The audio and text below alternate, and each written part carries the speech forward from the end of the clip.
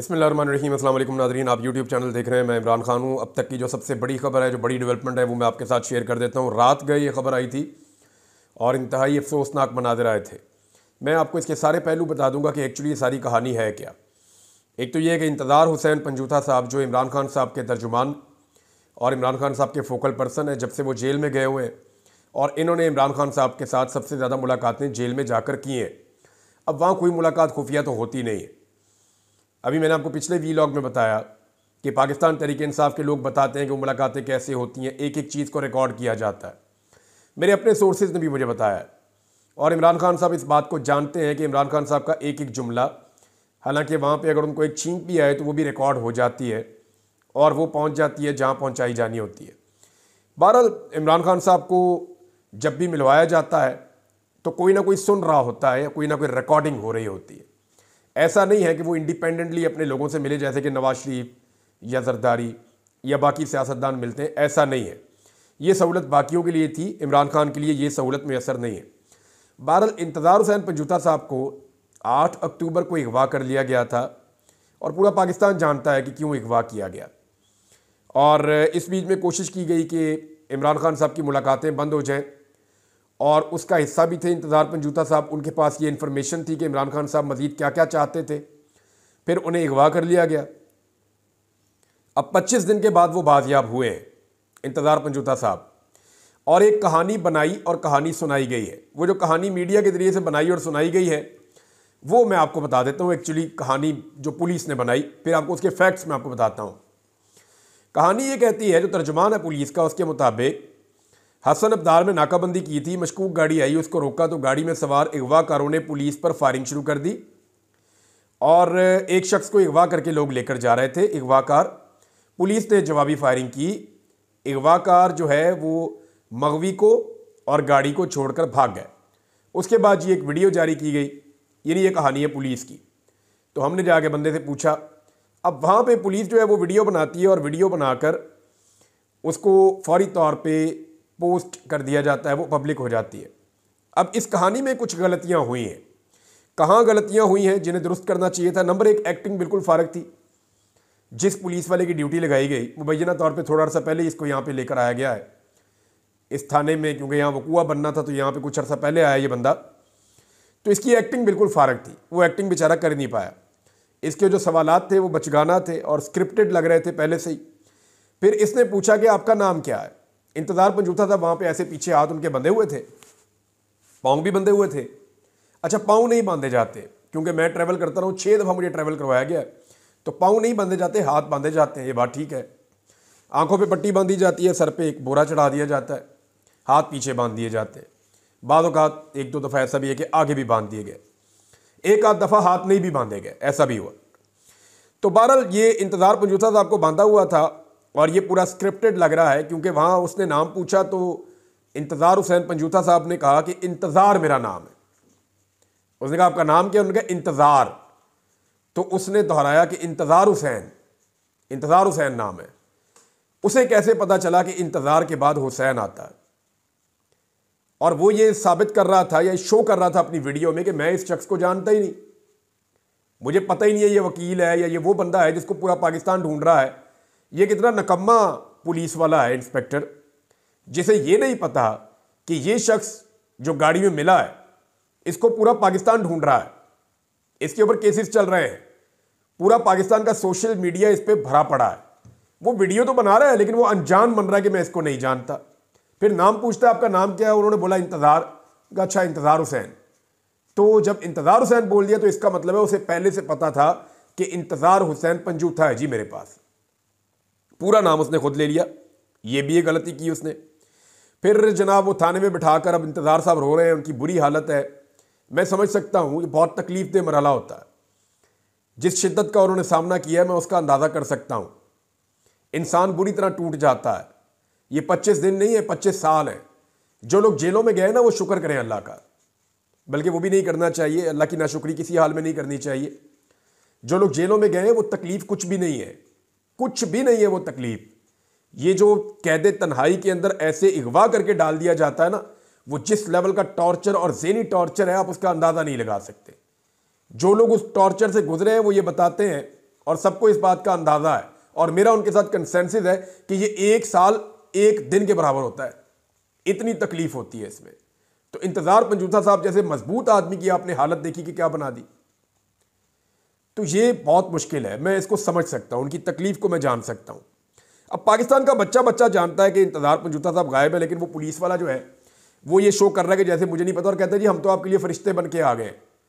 फिर उन्हें पानी पिलाया जा रहा है, उनसे एक कहानी गढ़वाई जा रही है कि बताएं जी आप कहाँ थे, किस इलाके में थे, क्यों थे, बंदे कौन थे। फिर एक बयान जारी कर दिया गया बाद में, लेकिन चले उस पर आते हैं बाद में। इंतजार पंजूथा साहब का जो इब्तदाई तौर पे बयान लाया गया उसमें यह कहा गया जी इगवा बराए तावान के लिए उनको इगवा किया गया था और 2 करोड़ रुपए का डिमांड किया गया था। अब यहां पे भी कहानी में झोल है। पहले आप वो स्टेटमेंट देख ले जो उनका जारी किया गया है। स्टेटमेंट ये कहता है कि जी मुझे 8 तारीख को गाड़ी ने एक ने टक्कर मारी। मैं आपको मुख्तसर बता रहा हूँ, गाड़ी ने जनाबे वाली टक्कर मारी और टक्कर के नतीजे में जो है वो फिर 2 लोग उतरे और वो पठान थे, वो पश्तो बोल रहे थे। उन्होंने मुझे अगवा कर लिया, मेरा मोबाइल उन्होंने ले लिया, मुझे नामालूम मकाम पर वो ले गए। फिर मेरे घर वालों से 2 करोड़ का मुतालबा किया। उन्होंने कहा पैसे मिलेंगे तो छोड़ देंगे। मेरे पर बार बार बहुत तशद्दुद किया। आज वो मुझे लेकर निकले, उन्होंने 2 गाड़ियां बदली, मुझे बांधा हुआ था, पुलिस ने उन्हें रोका, फायरिंग हुई, वो फरार हो गए और मैं बाजियाब हो गया। मैं किसी किस्म का मेडिकल नहीं करवाना चाहता। ये है जी पूरी कहानी जो बनाई गई है। अब इस कहानी में बहुत सारे झोल हैं। एक तो ये है कि जो इगवा बराए तावान होता है ना, इसका सदियों से एक उसूल है। अब जब से टेलीफोन बन गया है तब से तो एक ही उसूल है कि जो मगवी है जिसको इगवा किया गया है उसकी उसके घर वालों से या जानने वालों से बात करवाई जाती है टेलीफोन पे कि जनाब ये देख लें, ये बंदा आपका हमारे पास है, हमारी ये डिमांड है, आप ये पूरी कर दें, ये बंदा आपको वापस मिल जाएगा। तो इगवा बराए तावान का तो सादा उसूल है। सदियों से इसका उसूल ये चल रहा है कि जो इगवाकार है उसको ये साबित करना होता है कि आपका बंदा मेरे पास है और वो बंदा अभी सही है और मैं आपको वापस करूंगा, मेरी ये डिमांड है, ये पूरी आप कर दें। माजी में ये होता था कि उसकी कोई निशानी भेज दी जाती थी कि ये देखिए जी आपका बंदा हमारे पास है, उसकी निशानी आप देख लें। उसकी कोई चीज़ भिजवा दी जाती थी या उससे कोई ऐसी बात पूछ के घर वालों को बताई जाती थी जो सिर्फ वो और उसके घर वाले जानते थे, या कोई ऐसा राज वो बंदा बताता था जो जाके घर वालों को बताया जाता था तो वो चेक करते थे, वो चीज़ वैसे ही होती थी, तो उन्हें यकीन आ जाता था कि ये इगवाकार ठीक है, बंदा इसके पास ही है। फिर वो डिमांड करता था, डिमांड पूरी हो जाती थी। ये अजीब इगवाकारी है कि मेरी बार बार बात होती रही, रोज़ाना बात होती रही इंतजार पंजूथा साहब के घर वालों से, उन्होंने एक दफ़ा भी नहीं कहा कि कोई तावान का मुतालबा हुआ है। तो ये कहानी तो झूठी है। अब बज़ाहिर ये लग रहा है कि इंतजार हुसैन पंजूथा साहब के इगवाकार या उनका कोई नुमाइंदा, जब ये रिकॉर्डिंग हो रही थी वो उस वक्त भी वहाँ पे मौजूद था और वो ये कह रहे थे कि कम से कम रिकॉर्डिंग हमारे सामने हो जाए, और वो अपनी मर्जी की रिकॉर्डिंग करवा रहे थे और उस रिकॉर्डिंग को जारी भी किया जा रहा था। सवाल ये पैदा होता है कि ये कहानी बनानी क्यों पड़ी, इगवाकारों ने ये कहानी क्यों बनाई, ये बड़ा सवाल है। उसके 2 रीज़न हो सकते हैं ना। एक, कानूनी पेचीदगियों से वक्ती तौर पे बचना, नंबर 1। नंबर 2, अपनी इज्जत या अपना इमेज बचाना, अवामी नफरत से बचना। तो मैं आपको ये क्लियरली बता दूं कि दूसरा मकसद तो नहीं है, क्योंकि पूरे पाकिस्तान को पता है कि इंतजार हुसैन पंजूथा को किसने अगवा किया था। मैंने ये एक ट्वीट किया, उस पर मैंने पूछा लोगों से सवाल कि इंतजार हुसैन पंजूथा को कौन अगवा करके ले गए थे, इगवा बराए तावान वाले या इगवा बराए बयान वाले। तो कुछ लोग गलती भी कर देते हैं, लेकिन ये मार्जिन निकाल के भी आपको मैं बताता हूं तो 96% लोगों का ये मानना है कि इंतजार हुसैन पंजूथा साहब को इगवा बराए तावान नहीं किया गया, बल्कि उन्हें इगवा बराए बयान वाले लेकर गए थे। यानी रियासत की तरफ सबका इशारा जा रहा था। कोई एक सहाफ़ी पूरे पाकिस्तान में, चाहे वो किसी भी जमात का हामी हो या किसी भी पॉइंट ऑफ व्यू का हामी हो, वो ये मानने के लिए तैयार नहीं है कि इंतजार हुसैन पंजूथा साहब जो हैं वो कहीं इगवा किए गए थे तावान के लिए। सब लोग जो है वो उनकी सूरत हाल पर अफसोस का इजहार कर रहे हैं। जिस हालत में वो आए हैं उसको देखकर अफसोस हो रहा है, तकलीफ हो रही है। और क्या वकला की इस पे गैरत जागेगी, ये एक बड़ा सवाल है। लेकिन इगवाकारों को तो इस बात का पता है कि हमारा इमेज लोगों में नहीं रहा, यह अब इमेज बचाने वाला काम तो नहीं है, अब तो काम है सिर्फ वक्त टपाने वाला कि टाइम टपाओ, किसी तरह वक्त को गुजारो, आज का दिन मैनेज करो कुछ ना कुछ करके, कल की कल देखी जाएगी। तो इस पॉलिसी के ऊपर ऐसा लगता है कि वो चल रहे हैं। अब कुछ जिम्मेदारी जो है वो लोगों को उठानी पड़ेगी। एक तो पाकिस्तान तहरीक इंसाफ से इनका ताल्लुक है, साबिक वज़ीर-ए-आज़म इमरान खान साहब के ये तर्जुमान रहे हैं, फोकल पर्सन। तो अब पाकिस्तान तहरीक इंसाफ के ऊपर एक बड़ी रिस्पॉन्सिबिलिटी आती है कि इस कमज़ोर वक्त में, इस कमज़ोर लम्हात में पीटीआई की सारी क़यादत को चाहिए कि वो इंतज़ार हुसैन पंजोता साहब के घर जाएं, उन्हें मिलें, उनकी ढारस बंधाएं, उनके साथ खुलकर खड़े हों, वहां से उनसे बात करें और बाहर निकल के एक मुश्तरका प्रेस कॉन्फ्रेंस भी करें। नंबर एक। नंबर दो, वकला की तंजीमों की ये रिस्पॉन्सिबिलिटी है कि ये वकील है, ये आग जो है ये सहाफ़ियों तक लगी है, सियासतदानों तक लगी है, शायरों तक लगी है, आम शहरियों तक लगी है, बलूचिस्तान में लगी है, खैबर पख्तूनख्वा में लगी है, कबायली इलाकों में लगी है। बेशुमार लोग पाकिस्तान से अगवा हुए हैं, जबरी तौर पे लापता हुए हैं। अब ये वकला भी लापता होना शुरू हो गए। तो क्या वकला कम्युनिटी की कोई रिस्पॉन्सिबिलिटी नहीं है? एक रिस्पॉन्सिबिलिटी उनकी भी है। वकला तंजीमों ने कहा कि नहीं छड्डांगे, भाई कम से कम अपने बंदे तो बचा लें आप। तो वकला तंजीमों के नुमाइंदों को भी जाना चाहिए और जाकर इंतज़ार हुसैन पंजोता साहब से ना सिर्फ मिलना चाहिए, उनके साथ खड़े होना चाहिए, बल्कि फौरी तौर पे उनके लिए आवाज़ भी उठानी चाहिए और उनको भी प्रेस कॉन्फ्रेंस करनी चाहिए। और मैं ये सारा कुछ क्यों कह रहा हूं? इससे पहले भी बहुत सारे बंदे वापस आए हैं, मैंने कभी आपको ऐसे नहीं कहा। बहुत सारे बंदे मगवी अगवा होकर वापस आए हैं, बाजियाब हुए हैं, मैंने कभी नहीं कहा। इस मरतबा मैं इसलिए कह रहा हूं कि काजी फायज ईसा चीफ जस्टिस ऑफ पाकिस्तान नहीं है, अब एक नया चीफ जस्टिस ऑफ पाकिस्तान है। तो क्या जस्टिस याया अफरीदी साहब के 3 साल भी ऐसे ही गुजरेंगे जैसे काजी फायज ईसा साहब के 13 महीने गुजर गए? क्या हम उसी फस्तायत, जबर और जुल्म का और जबरी गुमशुदगियों का सामना करते रहेंगे? तो ये पहला वाकया है, इसको टेस्ट केस के तौर पे लेना चाहिए। देखिए, पहले चीफ जस्टिस थे जस्टिस उमर अता बंदयाल साहब, जब यह जुल्म का सिलसिला बड़ी तेजी से शहरी इलाकों में शुरू हुआ और पॉलिटिकल लोगों को या मुखालिफ आवाज़ों को कुचलना और उनको गायब करना शुरू किया गया, तो उमर अता बंदयाल साहब ने कोशिश की, लेकिन वो एक कमज़ोर चीफ जस्टिस थे। ना वो इलेक्शन करवा सके, ना वो लॉ एंड ऑर्डर मेंटेन कर सके, ना वो जबरी गुमशुदगियों को रोक सके और ना वो लोगों को बाजियाब करवा सके। तो उमर अता बंदयाल साहब तो हो गए मुकम्मल तौर पे नाकाम और फेल, फारिग हो गए। और तारीख में लोग उनको कैसे याद करते हैं, आज कोई भी उनका नाम लेने वाला नहीं है। अब आ जाए काजी फायज ईसा साहब। उमर अता बंदयाल साहब नाकाम हो गए और काजी फायज ईसा साहब सहूलतकार बन गए। जुल्म के, जबर के, जबरी गुमशुदगियों के इन तमाम मामलात पे काजी साहब ने इतनी सहूलतकारी की कि यहां तक बोल दिया कि अगर आपसे किचन की गर्मी बर्दाश्त नहीं हो रही तो फिर आप निकल लें। लोगों को ताने देना शुरू कर दिए। यानी मेरा मामला जब उनके सामने रखा गया तो उन्होंने कहा कि कौन इमरान रियाज, हालांकि काजी साहब को पता है कि मैं कौन हूं। मैंने तो ये कहा था काजी साहब मुझे बुलाएं, पूरी कहानी आपको बताता हूं, आपकी अदालत में खड़े होकर। यह भी बताऊंगा किसने अगवा किया, यह भी बताऊंगा क्यों अगवा किया, यह भी बताऊंगा कि कहां कहां पे रखा गया, एजेंसियों के नाम लेकर बताऊंगा। एक एक चीज मैंने ऑफर की थी, जरूरत ही नहीं की मुझे बुलाने की। 2-3 टीवी चैनल्स पे, वो क्या नाम है, जो यूट्यूब पे प्रोग्राम्स वगैरह होते हैं, लोग करते हैं, उनको भी बताया नाम लेके, किसी ने नहीं चलाया। और वैसे भी कोई इंसाफ देने वाला है ही नहीं। तो कादी साहब के दौर में तो उम्मीद नहीं थी। मैं अब नए चीफ जस्टिस को कहता हूं बुलाएं मुझे, मैं उनको बताता हूं, मुझे बुलाएं, आज बुलाएं, मैं कल आता हूं, आके बताता हूं कि जनाब मेरे साथ क्या हुआ था और कौन कौन रिस्पॉन्सिबल था और किस किस तरीके से किया गया था, मैं बताता हूं। अब जस्टिस याया अफरीदी साहब पे मुनसिर है कि वो जस्टिस उमर अता बंदयाल साहब की तरह एक नाकाम जज बनते हैं या जस्टिस कादी फायज ईसा साहब की तरह एक सहूलतकार बनते हैं। और एक तीसरा रास्ता भी है कि वो इस जबर और इस जुल्म को रोक लें। अभी उन्होंने एक कमेटी बनाई है तो उसके ऊपर काफ़ी तनकीद हो रही है, पंजाब में जेलों के मामलात के ऊपर। उसमें खदीजा शाह साहबा को भी बुलाया गया था। अब तनकीद शुरू हो गई है उनके ऊपर। हालांकि ये पाकिस्तान पीपल्स पार्टी, नून लीग और एमकेएम की चॉइस है।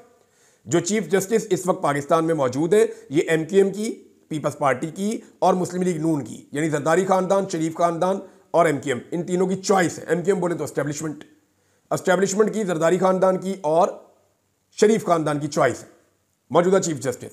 तो उन्हें साबित करना पड़ेगा, ये उनके लिए एक टेस्ट केस है। देखना यह है कि वो अगवाकारों तक पहुंचते हैं या नहीं पहुंचते इस मामले में, और या फिर ये चीज़ें उनके दौर में भी एक नॉर्मल चीज़ के तौर पे हो जाएंगी। खुदा ना खास्ता, अल्लाह ना करे। हमें बड़ी उम्मीद है कि कादी साहब के जाने के बाद अदलिया बदलेगी। अच्छा, ये जो फार्मूला है ना अगवा से बरामद होने का, ये वाला, ये मेरे से भी लगाने की कोशिश की गई थी उस दौर में। किसी दिन ये पूरा वाक़या आपको मैं बताऊंगा कि मुझे क्या ऑफ़र किया गया था और कैसे किया गया था और फिर हालात कहाँ पे गए। किसी दिन मैं ये चीज़ें आपको बताऊंगा, लेकिन अभी कुछ और खबरें आपके साथ शेयर कर देता हूँ। एक तो अली अमीन गंडापुर साहब ने कहा है कि जो स्वाबी वाले जलसे का लायामल है वो इमरान खान साहब की मर्जी से हो रहा है। उन्होंने क्लियरली ये कहा कि जो हम पेशावर में करने जा रहे थे, अब हम स्वाबी में आ गए हैं, तो इसके अंदर इमरान खान साहब की मर्जी शामिल है। स्वाबी के अंदर जरगा बुला रहे हैं, बड़ा जलसा कर रहे हैं और कोई वहाँ टेंट वेंट भी इकट्ठे कर रहे हैं, बंदे भी बुला रहे हैं। तो पाकिस्तान तहरीक इंसाफ क्या वाकई एक बड़ी तैयारी कर रही है इस बारे में अभी कुछ चीज़ें खुफिया असेसमेंट्स की जा रही हैं कि तहरीक इंसाफ किस लेवल पे इसको ले जाएगी, और एक खिचड़ी तो पक रही है, आने वाले दिनों में आपको पता चल जाएगा। लेकिन ओवरसीज़ पाकिस्तानियों ने कमाल कर दिया। यानी पेरिस में एक बहुत बड़ा एहतजाज किया पाकिस्तान तहरीक इंसाफ के लोगों ने, या ओवरसीज़ पाकिस्तानी आप कहें, क्योंकि वहाँ दो ही झंडे थे, तहरीक इंसाफ का था या पाकिस्तान का झंडा था। और जितने मुजाहिरीन थे बहुत बड़ी तादाद में थे पेरिस में, उन सब ने पाकिस्तान का कौमी तराना पढ़ा, बावाज़ बुलंद पढ़ा, और उसके बाद फिर अपने मुतालबात सामने रखे। उन सब का कहना था कि इमरान खान साहब के साथ जो जुल्म और ज्यादती हो रही है, पाकिस्तान के अंदर जो लाकानूनियत है, नाइंसाफ़ी है, उसको बंद किया जाए। और वो सारे जो हैं वो इमरान खान साहब के साथ और उनके कॉज के साथ खड़े हुए थे। तो पेरिस में एक बड़ा एहतजाज हो गया, पिछले दिनों बार्सिलोना में एक बहुत बड़ा एहतजाज हो गया, नॉर्वे के अंदर एक्टिविटी हो गई, अमेरिका के अंदर कंटिन्यूसली एक्टिविटीज़ हो रही हैं, और बरतानिया के अंदर भी लगातार हो रही हैं। और आज का दिन यानी 3 नवंबर का दिन बरतानवी टाइम के मुताबिक दोपहर को 2-3 बजे का टाइम उन्होंने रखा हुआ है। वहां पे बहुत बड़ी तादाद में ओवरसीज पाकिस्तानी 10 डाउनिंग स्ट्रीट में एक एहतजाज करने जा रहे हैं, और उसमें पाकिस्तान तहरीक इंसाफ की क़यादत भी शामिल हो रही है। अब आज का दिन जो है वो लंदन में बहुत इंपॉर्टेंट है, और पाकिस्तानियों के लिए बहुत ही इंपॉर्टेंट है कि देखते हैं पाकिस्तानी कितनी बड़ी तादाद में निकलते हैं। अगर वहां पे एक बाअसर मुजाहरा करने में कामयाब हो गए तो पाकिस्तानी एस्टेब्लिशमेंट के ऊपर बहुत दबाव पड़ेगा, क्योंकि मगरिब से आने वाले दबाव को पाकिस्तानी एस्टेब्लिशमेंट बहुत ज़्यादा महसूस करती है। एक खबर और है जी नवाज शरीफ साहब को लेकर, लेकिन इमरान खान साहब को मिलिट्री हिरासत में लेना एक बहुत बड़ी ख्वाहिश है, लेकिन इस ख्वाहिश को अभी दबाकर रखा गया है। देखिए, पाकिस्तान के अंदर कुछ फैसले अभी पेंडिंग है, और उन फैसलों को करने के लिए पहले इंतज़ार किया जा रहा है कि देखते हैं कि अमरीकी इलेक्शंस का क्या बनता है। जिस वक्त अमरीकी इलेक्शंस का नतीजा आएगा तो उसके बाद फैसला किया जाएगा कि इमरान खान साहब के हवाले से कुछ जो बड़े फैसले हैं जो पेंडिंग है उनका करना क्या है।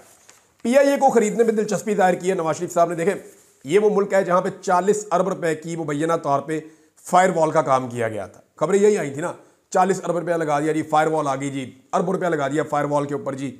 बहुत सारे लोगों को 30 अरब कह रहे थे, कुछ 40 अरब कह रहा था। उस मुल्क में PIA की इतने बड़े एसेट की जो कीमत लगी है वो 10 अरब रुपए लगी है। अंदाजा कीजिए आप। जब ये 10 अरब लगी थी ना, मुझे तभी शक हो गया था कि कोई इसको खरीदना चाहता है। तो अब नवाज शरीफ ने कहा जी मेरी बेटी खरीदना चाहती है, और ये ऐसा नहीं है कि पंजाब हुकूमत खरीदेगी, इसका एक कंसोर्शियम बनाया जाएगा। अपने कुछ बिजनेसमैन, कुछ कम्युनिटी के लोगों को इसमें शामिल किया जाएगा, कुछ हिस्सा प्राइवेटाइज किया जाएगा, कुछ पंजाब हुकूमत लेगी, और कुछ थोड़ा सा फेडरेशन के पास रहने दिया जाएगा। ये गेम डाली जा रही है, और PIA को ओने पोने लेने की तैयारी हो रही है। और तो और जो है वो महारानी साहिबा ने ये भी कह दिया कि जनाब इसका नाम जो है वो पंजाब एयर रखा जाए। अब इनके किए किराए पे पानी डाल दिया खैबर पख्तूनख्वा ने। उन्होंने कहा जी हम भी खरीदा रहे हैं, फिर PIA हमें दे दीजिए, हम इसका नाम भी पाकिस्तान एयरलाइन ही रहने देंगे, और जो पैसे आपको अभी तक ऑफर हुए उससे ज़्यादा पैसे हम दे देते हैं, ये हमें दी जाए। तो पाकिस्तान के एसेट्स को देखें ये कैसे लेते हैं। यानी इन्होंने ऐसा समझा कि बाप का माल है, लूट का माल है, ले जाओ लूट के। पहले भी बेशुमार चीज़ें बेची हैं, अपने ही लोगों को बेच दी हैं, अपने ही इन्वेस्टर्स को बेच दिए, उसका फ़ायदा उठा लिया, और अब PIA को भी ऐसे ही समझ रहे हैं ये भाई ये एयरलाइन चल सकती है, जो भी खरीदेगा चलाने के लिए खरीदेगा ना, नफ़ा कमाने के लिए खरीदेगा। यानी 40 साल से आप एयरलाइन का बेड़ा गर्क कर रहे हैं, अब आप ही इसको दोबारा खरीद के खड़ा कर देंगे। आपकी अपनी एक भी स्टील मिल कभी खसारे में नहीं गई, पाकिस्तान की खसारे में जाती है। आपका अपना कोई कारोबार कभी नुकसान में नहीं गया, पाकिस्तान का हर काम नुकसान में जाता है। क्यों? वो इसलिए कि आप पाकिस्तान को डैमेज करते हैं और अपना फायदा करते हैं।